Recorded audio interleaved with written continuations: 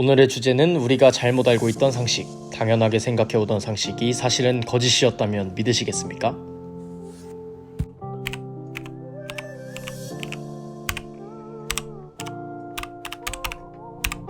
흔히들 탄산음료를 마시면 트름이 나와 속이 시원하다는 느낌을 받습니다. 이 때문에 탄산음료가 소화에 도움이 된다고 생각하는데요. 사실 탄산음료는 오히려 소화를 방해한다는 사실을 알고 계셨나요? 탄산음료를 마셨을 때 나오는 트름은 함께 마신 공기가 다시 나오는 것일 뿐 소화 기능에 별다른 도움이 되지 않는다고 합니다. 오히려 소화를 방해하는데요. 탄산음료가 식도와 위를 연결하는 괄약근의 기능을 약화시키고 위산을 역류시키기 때문입니다. 이에 습관적인 탄산음료 섭취는 소화장애와 역류성 식도염을 유발할 수 있다는 사실, 이제부터라도 마시던 탄산음료의 수를 조금씩 줄여보는 것은 어떨까요?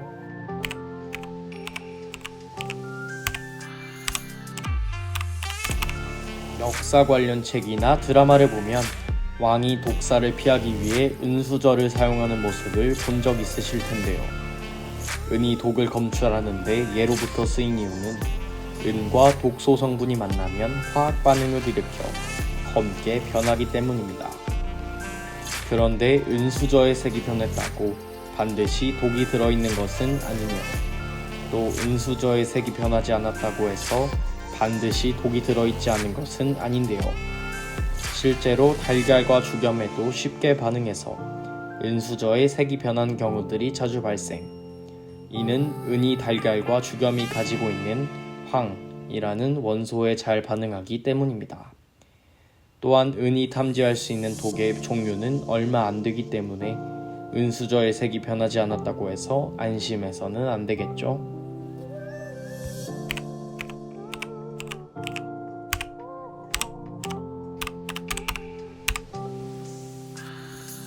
우리가 먹어왔던 아몬드가 사실 견과류가 아니었다는 사실을 알고 계셨나요? 그 정체를 들으면 대부분 깜짝 놀라실 겁니다. 아몬드의 정체는 바로 과일의 씨인데요. 물론 견과류도 과일의 분류 중 하나인 건 맞습니다. 하지만 식물학자들이 말하는 견과류는 힘으로 쪼갤 수 없고 단단한 외피 안에 하나의 씨앗이 들어있는 나무 열매 종류인데요. 주로 밤, 도토리와 같이 딱딱한 껍데기를 가져서 저절로 벌어지지 않는 것이 특징입니다. 그런데 아몬드는 놀랍게도 복숭아, 자두와 같은 핵과류입니다. 실제로 아몬드 나무를 보게 되면 꽃이 피면서 중앙에 씨를 가진 과육 중심의 열매인데요. 나중에 과육이 마르면서 드러나는 씨가 바로 우리가 먹는 아몬드, 즉 아몬드는 엄밀히 따지면 견과류가 아니라 열매의 씨랍니다.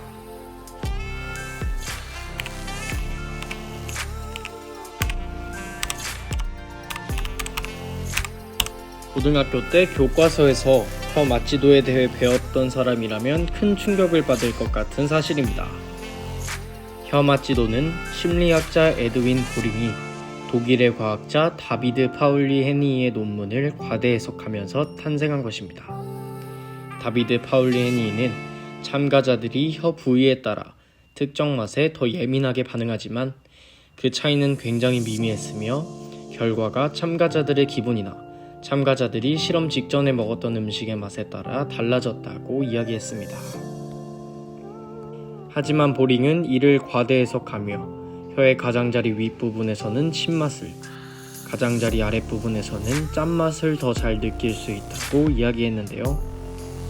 이외에도 혀의 가장 가운데 부위에서는 감칠맛을 제일 잘 느낄 수 있다고 주장했습니다.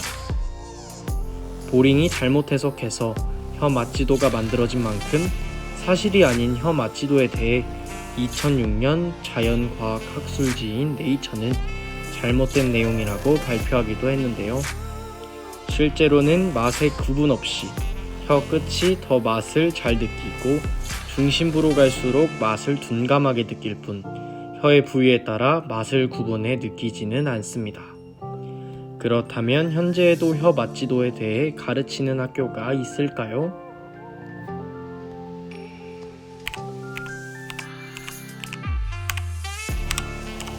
확 혀 깨물고 죽어버릴 거야 라는 말을 아시나요?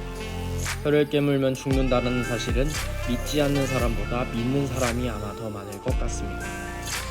놀랍게도 아직까지 혀를 깨물면 죽는다는 사례가 의학적으로 확인된 적 없다는 사실.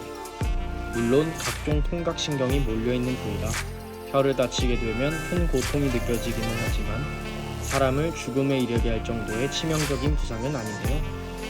즉 혀는 인체의 근육과 신경계의 여러 단말 중 하나일 뿐 생명에 직결되는 중요기관은 아닙니다. 매체에서 혀를 깨물어 자살하는 장면을 심심치 않게 볼 수 있지만 이건 어디까지나 영화나 소설적 허용일 뿐인데요. 사실은 혀를 깨물어도 죽지 않는 실제 사례들이 더 많이 나옵니다. 우리나라에서도 1988년 2월 안동에서 30대 주부가 자신을 겁탈하려던 청년의 혀를 깨물었지만 청년은 죽지 않았다는 사례가 나오기도 했습니다. 그렇다면 이제 혀를 깨물면 죽는다는 말은 도시 전설로 취급해도 되겠죠? 지금까지 우리가 잘못 알고 있던 사실 탑5에 대해 알아보았는데요. 새로운 사실들을 많이 알아가는 것 같습니다. 다음 주에는 죽기 전 꼭 가봐야 할 여행지 탑5와 함께 돌아오겠습니다. 감사합니다.